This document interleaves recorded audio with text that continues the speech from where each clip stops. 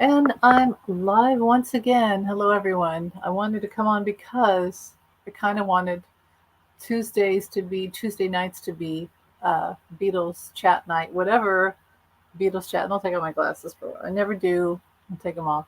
But if I ever have extra money, I want to get contacts again, just for things like this. So I'm not always stuck behind my glasses. But anyway, now I can't see. So here I am, but you can see me. Here we are. And then I'll do this a lot. Welcome to my world. Anyway, here I am, and Beatles. So Tuesdays, I feel like because I usually never work a Tuesday, so I don't have to worry about that Tuesday night. And it's just Tuesdays and Thursdays have always been nights for me that are, I don't know, there's something peaceful about Tuesdays and Thursdays. Maybe because it's some autistic thing where they're even numbers or they feel, I don't know what it is. So anyway, Tuesday, Beatles, chat. And I said I would talk about George in India. So I was already doing some research. So hello, if anybody shows up, I may not see it right away because of my glasses. I don't know. We'll see. But anyway, let me do this. I don't know if you can hear me. Anyway, so George Harrison, in case I haven't clarified, not George, the manager. What's his name? Can't remember. Can't remember what. Okay, so George went to India in 1966. Remember, I talked about how after Help, in which they really became infused with a lot of Eastern sort of the aesthetic. I would say the aesthetic of the Eastern India and all that. The sitar, the music. They had belly dancers. They had the whole motif of the movie was the antagonist was this cult who was trying to get Ringo to sacrifice him because he was wearing this sacrificial ring. And so the Beatles were all, and mind you, England is very inundated by Indian culture. So, but something about the movie Help really sparked that in them. It really opened up this whole searching of themselves. And I think that George Harrison had different lifetimes in India. And also I find it fascinating because his mother listened to a lot of Indian music when she was pregnant with him. So I find that fascinating. George Harrison became fascinated by ancient Hindu teachings after he and his wife Pattie Boyd visited Pandit Ravi Shankar in India in 1966. So I think it was he wanted to learn how to play the sitar. And then when he found out that it wasn't just the sitar, it was the perseverance of mindfulness and that was included with it, and then he started to have this whole connection with that, with the spirituality of it. Harrison first joined other students of Ravi Shankar in Bombay until local fans and the press learned of his arrival, which he was not happy about. How long did George Harrison live in India? After nearly 2 months in Rishikesh. No, that's when they all went together. There's this really cool picture, you've probably all seen it, of it's 14 September 1966. I'm going to look at this because it's a good article from the Beatles Bible, where George takes a selfie before any of us were taking selfies, and it is in front of the what's that temple? The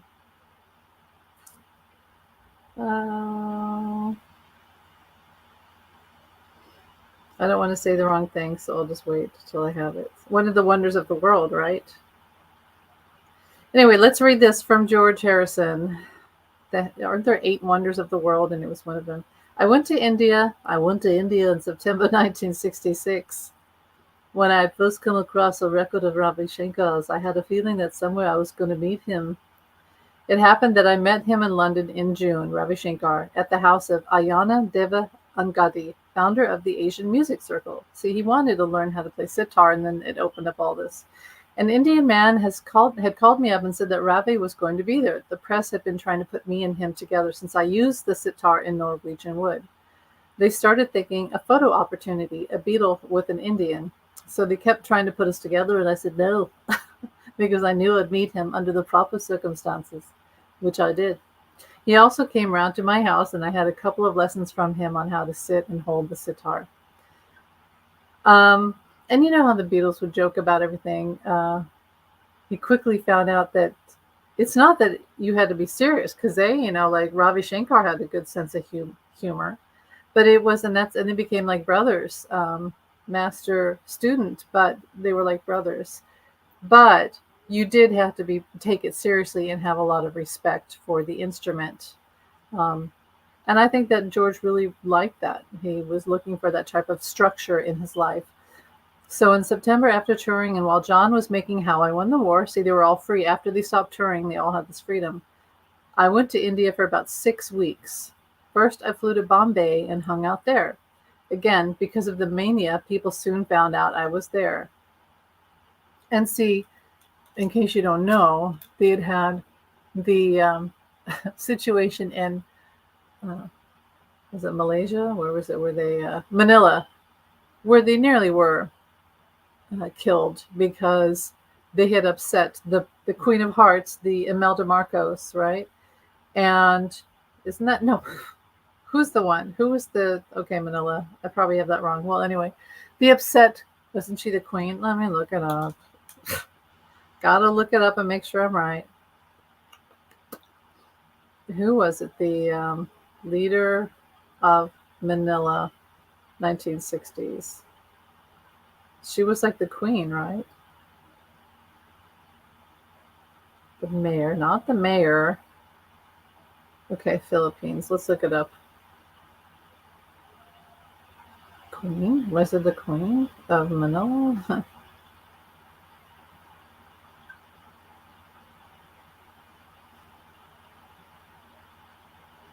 That's not it.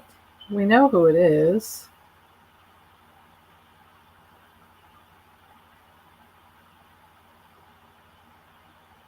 Imelda Marcos. Okay, I was right. Okay. All right, I was right. It's Imelda Marcos. She was the queen, basically, of Manila. So Imelda Marcos was elected 4 times to the House of, not a queen, to the House of Representatives of the Philippines, and ran twice. The first lady. Okay, there you go. The first lady, not a queen. No, stupid of me. The Filipino lady with lots of shoes. That's Google, not me. Okay. His son Bong Bong was the only family member present at his deathbed. After Imelda left Malacanang Palace, press reports worldwide took notice of her lavish wardrobe. Well, anyway, Imelda Marcos, she's the one who the Beatles went to Manila to play, 2 concerts. They had just left Japan. And they played there, and the concerts were fine. But what happened was they snubbed her, or she felt they snubbed her. So she wanted them to meet them in her palace, and I guess Brian didn't really know much about it. They didn't know anything about it.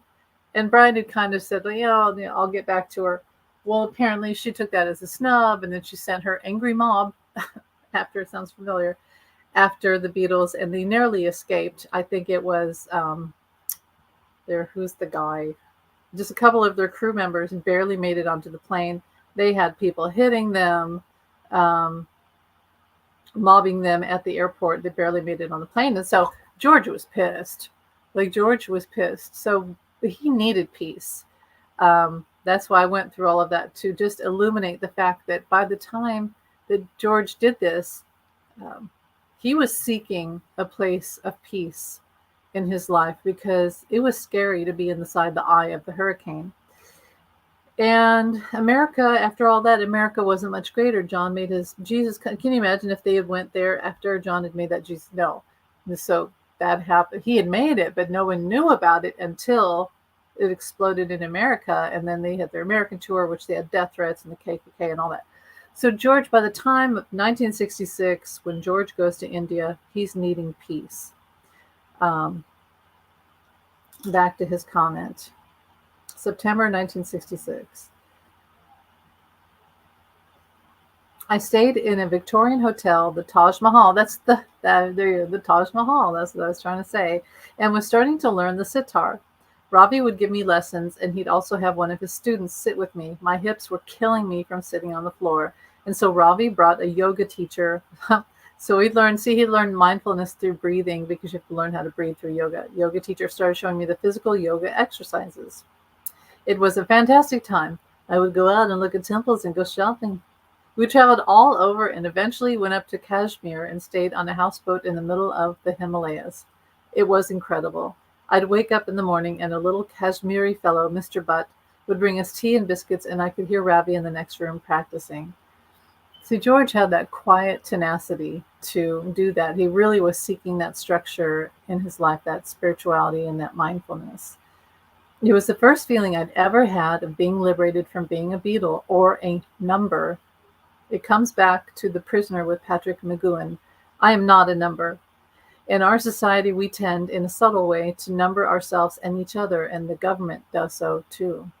What's your social security number is one of the first things they ask you in America. To suddenly find yourself in a place where it feels like 5000 BC is wonderful. I went to the city of Benares where there was a religious festival going on called the Ramila. It was out on a site of 300 to 500 acres. It seems like an early Woodstock type of thing. And there were thousands of holy men there for a month-long festival. During this festival, the Maharaja feeds everybody, and there are camps of different people, including the sadhus, renunciates. In England, in Europe, or the West, these holy men would be called vagrants and be arrested. But in a place like India, they roam around. They don't have a job. They don't have a social security number. They don't even have a name other than collectively they're called sannyasis. And some of them look like Christ. They're really spiritual. And there are also a lot of loonies who look like Allen Ginsberg. That's where he got his whole trip from, with the frizzy hair and smoking little pipes called chillums and smoking hashish. The British tried for years to stop Indians smoking hashish, but they'd been smoking it for too long for it to be stopped. I saw all kinds of groups of people, a lot of them chanting, and it was a mixture of unbelievable things, with the Maharaja coming through the crowd on the back of an elephant. With the dust rising, it gave me a great buzz. That's amazing. I've never read that before. That's amazing. So George, he really had an experience. But the problem was when they found out he was there, and see, he had all that freedom. But when they found out he was there, they started to treat him like a beetle again. And, he had to go back. So the trip ended at that point, and he went back. But he brought back with him all of this enthusiasm and love of Indian culture and spread it out to the Beatles, who, like I said, and I wrote about in my book, that they needed that, because if they hadn't have done this, they probably, like John, probably would have died of an overdose, assuming. So George went to India September 1966, and then by October, they were all back together again. And John had written the early skeleton of Strawberry Fields, and Paul had written Penny Lane. And then that changed everything, because that led into the whole, the complete change of Beatles. That I was going to say LSD culture, but it wasn't just that. It was that they just became illuminated beings, everything that they were, and they had left off with Revolver. And they were changing with that already, but everything that they were became extremely illuminated in like a burst of color and artistry and creativity. So, okay, anything else about water? This is like a class, so this is your Beatle class. But I just wanted to bring the point up that George really was the one who went there first and opened the doors for their whole Indian experience and transcendental meditation and the Maharishi and all of that. And he's the one that started it. He literally scouted out and opened the doors for them to do that. So what's the other thing?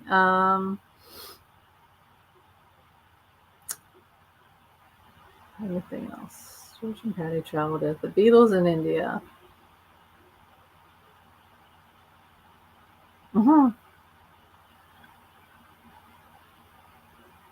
Is this going to be... Who was the guru that George Harrison studied with in India? Well, it was Maharishi. And I know that one. What do Indians think of George Harrison? We don't care. They love him. So why would... I mean, not everybody's going to know or love George Harrison.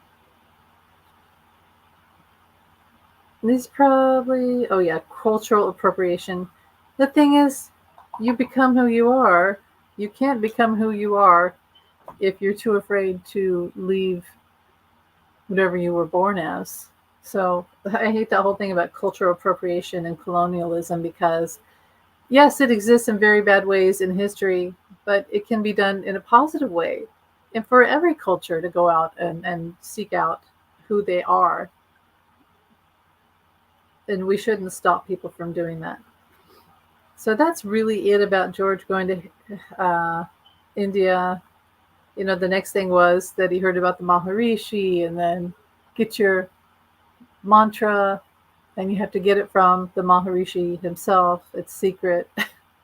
And I just love that was the thing that got them to go, right? You got to get your mantra. Um, and of course, it changed George's life completely. He was a very spiritual person until he died. And that was, yeah, it's a beautiful thing. So, anything else? I think that's about it. Anything else about George? Plants. It really opened up his eyes about plants and healing, and that the other side was real and that nothing in front of us is real. And John echoed that in his own way. John was saying that too. I think, see, John and George had both had their coffee slipped with LSD, and in 1965. So that they shared that experience like brothers. They had that experience, and it changed them both quite a lot. So nothing was the same after that, I would say. And you could see it because it happened right before they did Help. You could see that that too influenced Help. Help was the midpoint. So even though John always said it wasn't his favorite film, he thought it was kind of a crap film. I love it because it really did show how much they were changing from the early Liverpool black and white.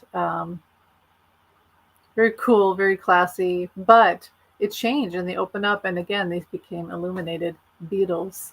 So I guess that's it. No one's here on my Beatle Tuesday. So you can watch it on the replay and leave a comment.